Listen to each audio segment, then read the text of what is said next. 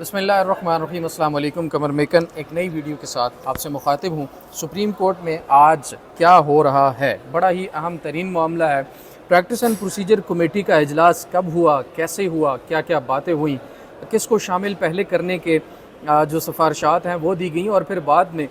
किन किन को दोबारा से तब्दील कर दिया गया। बहुत ही दिलचस्प सूरत हाल बन चुकी है। 63A का मामला जस्टिस मुनीब अख्तर में ऐसा खटाई में डाला कि अब चीफ जस्टिस काजी फ़ाइज़ ईसा मजबूर होकर अपना हम ख्याल बेंच बनाने पर मजबूर हो गए, और आज एक ऐसा ही बेंच तश्कील दे दिया गया है। बेंच की जो तश्कील है वो सबसे पहले आपके सामने रखता हूँ। जो पहले कहा जाता था कि बादशाहत ख़त्म करेंगे और कभी भी बेंचेस बनने से पहले फ़ैसलों का किसी को पता नहीं चलेगा, अब वैसे बेंचेस बन रहे हैं। इवन मैं तो हमेशा से ये कह रहा हूँ कि काजी साहब के आने के बाद बेंचेस कब कौन से बनेंगे और फ़ैसला क्या आएगा, ये तो बाद की बात होती है कि किस तनासब से फ़ैसला आएगा। जैसे ही दरख्वास्त दायर हो जाती है अंदाज़ा हो जाता है, बल्कि यकीन हो जाता है कि ये दरख्वास्त कौन सा फ़ैसला हासिल करने के लिए दायर की जा रही है। तो इस पर पता नहीं काजी फ़ाइज़ ईसा साहब को अभी भी गलत फहमियाँ हैं कि शायद लोग ये समझते हैं कि वो बड़ा आइन और कानून के मुताबिक चीज़ें कर रहे हैं। अंदाज़ा करें जी, चीफ जस्टिस काजी फ़ाइज़ ईसा की सरबराही में मज़ीद 4 लोग और कौन कौन से शामिल हैं। जस्टिस अमीनुद्दीन, सुबहान अल्लाह, जस्टिस जमाल खान मंदोखेल, माशाअल्लाह, जस्टिस नईम अख्तर अफ़गान, उसके बाद जस्टिस मज़हर आलम मियाँ खेल। ये जनाब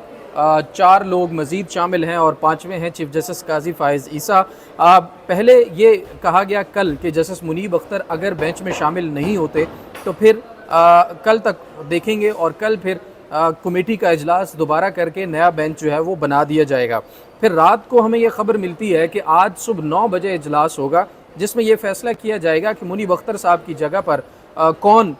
बेंच का हिस्सा बनेगा। लेकिन आज सुबह 9 बजे इजलास शुरू नहीं हो पाता। बाद में ये खबर आती है कि इजलास हो चुका है। मतलब ये है कि किसी भी किस्म की शफाफियत जो है इस वक्त सुप्रीम कोर्ट के अंदर नज़र नहीं आ रही। कुछ लोग ये कह रहे थे कि इजलास हुआ है, कुछ लोग ये कह रहे थे कि इजलास नहीं हुआ। ताहम ढूंढ करने के बाद, घूमने के बाद, पता करने के बाद, बहुत सारे सुराग लगाने के बाद ये मालूम हुआ कि भाई इजलास हुआ। इजलास के अंदर जस्टिस अमीनुद्दीन और जस्टिस चीफ जस्टिस काजी फ़ाइज़ ईसा दोनों शामिल थे, लेकिन जस्टिस मंसूर अली शाह आज भी उस इजलास के अंदर शामिल नहीं हुए। फिर ये खबर आई कि जस्टिस मंसूर अली शाह के ना आने की वजह से इजलास मुलतवी कर दिया गया है, और 11 बजे दोबारा इजलास होगा, और किसी किस्म का कोई फ़ैसला जो है वो अभी तक नहीं हो सका। जबकि जैसे ही 15 से 20 मिनट, आधा घंटा गुजरा तो तकरीबन 10 बजे के आसपास हमें ये पता चला कि जस्टिस नईम अख्तर अफ़गान पर मुश्तमिल बेंच बना दिया गया है। फिर ये एहसास हुआ कि सुबह होने वाला जो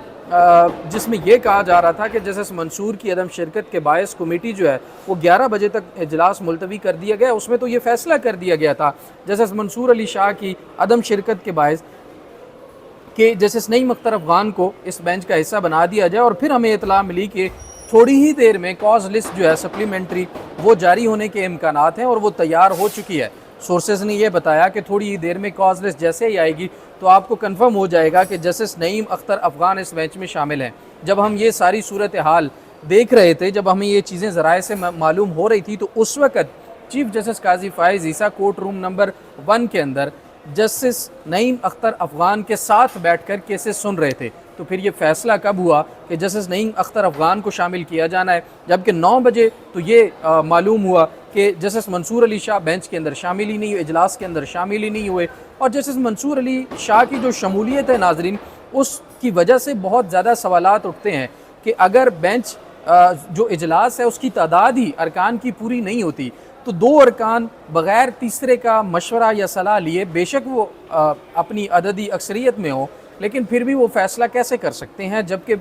इजलास जो है उसकी तादाद पूरी ही नहीं है। 3 रुकनी कमेटी ने इजलास करना होता है, 2 रुकनी कमेटी बैठकर फ़ैसला कैसे कर सकती है कि क्या किया जाएगा और क्या नहीं। तो फिर इसलिए तीसरे जो मेंबर हैं उनकी ज़रूरत ही क्यों है? अगर उनकी ज़रूरत ही नहीं है और उनके बगैर भी मामला चल सकता है, तो फिर 3 मेंबरान पर कमेटी क्यों बनाई? ये फिर ये कह दिया जाए कि चीफ जस्टिस काजी फ़ाइज़ ईसा अपनी मर्ज़ी का एक जज साथ बैठाएंगे और पूरी सुप्रीम कोर्ट के ऊपर जिस बादशाहत से चाहेंगे, जिस तरह से हुक्म सादिर फरमाएंगे, वो हुक्म जो है तमाम लोग मानने के लिए पाबंद होंगे। तो तीसरे जो मेंबर हैं उनकी ये जो एक बनाई हुई है, एक सरसरी सी प्रोटोकॉल बनाया हुआ है, उसको भी ख़त्म कर दें। मंसूर अली शाह साहब के जो इस वक्त कमेटी के ऊपर तहफ़्फ़ुज़ात हैं वो बिल्कुल वैलिड हैं और हकीकत पर मबनी है। اور میں آپ کو یہاں پر یہ بھی آج ضرور بتا دوں کہ اکثریتی ججز کی سپریم کورٹ کے اندر جو اس وقت پر اسرار خاموشی ہے، یہ کسی بڑے طوفان کا پیش خیمہ ثابت ہو سکتی ہے۔ یہ اندر ہی اندر جو اس وقت خاموشی اور جو سپریم کورٹ کو تباہ و برباد کیے جانے کی باتیں ہو رہی ہیں اور کوششیں ہو رہی ہیں، اس کو وہ بیٹھ کر دیکھ رہے ہیں، اور بڑا کیلکولیٹڈ موو جو ہے ان کی طرف سے آئے گا، اس بات میں کوئی شک و شبہ نہیں ہونا چاہیے۔ اور جسٹس منصور علی شاہ کی زیر سرپرستی اکثریتی جو سپریم کورٹ کے ججز ہیں وہ ضرور اس کے اوپر ایسا رسپانس دیں گے جو پھر چیف جسٹس قاضی فائز عیسیٰ کے لیے میرے خیال میں کافی مشکلات جو ہے وہ کھڑی کر دے گا۔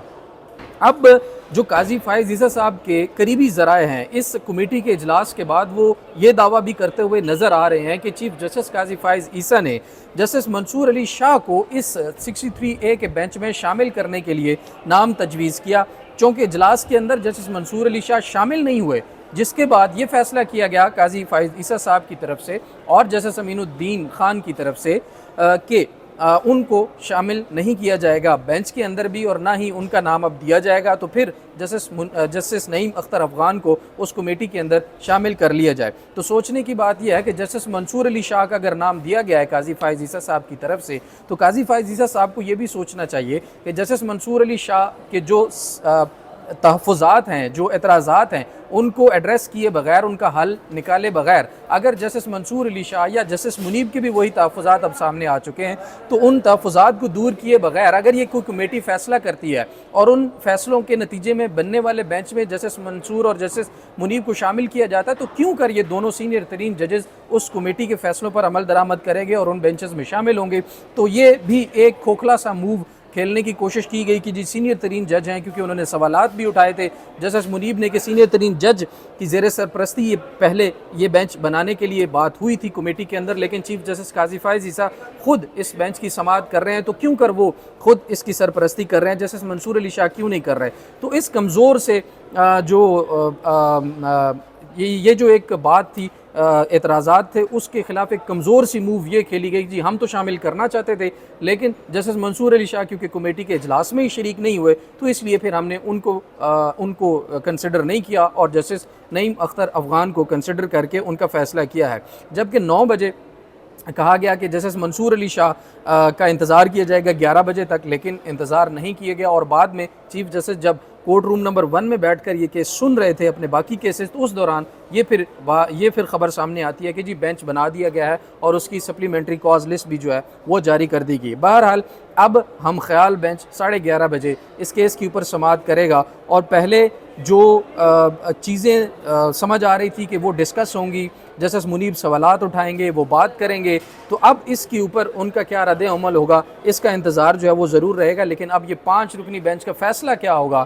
اس پر اب کسی قسم کا کوئی بھی ابہام، کوئی بھی شک و شبہ اس وقت موجود نہیں ہے۔ بادشاہت کو ختم کرنے کے دعوے دار قاضی فائز عیسیٰ صاحب اب خود بادشاہ ہیں سپریم کورٹ کے، اور ماسٹر آف دا روسٹر بن کر بیٹھے ہیں، وہ جو حکم صادر کرتے ہیں سپریم کورٹ کے اندر وہی ہو رہا ہے، اور اسی طرح سے سپریم کورٹ کو چلانے کی کوشش کی جا رہی ہے۔ بہرحال اب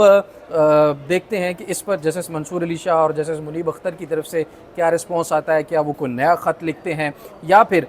دوسری طرف یہ بھی اہم ہوگا آج کہ اب جب 11:30 بجے سماعت شروع ہوگی تو کتنا جلدی اس کیس کو وائنڈ اپ کیا جائے گا، کیونکہ اب اختلاف کرنے والا تو کوئی اس بینچ کے اندر نظر نہیں آ رہا۔ تو قاضی فائز عیسیٰ صاحب کا ہم خیال بینچ 11:30 بجے سماعت کرے گا، مزید جو اپڈیٹس ہوں گی وہ بھی آپ کے سامنے رکھیں گے۔ ابھی تک کے لیے اتنا ہی، اجازت دیجیے، اعلیٰ نگہبان۔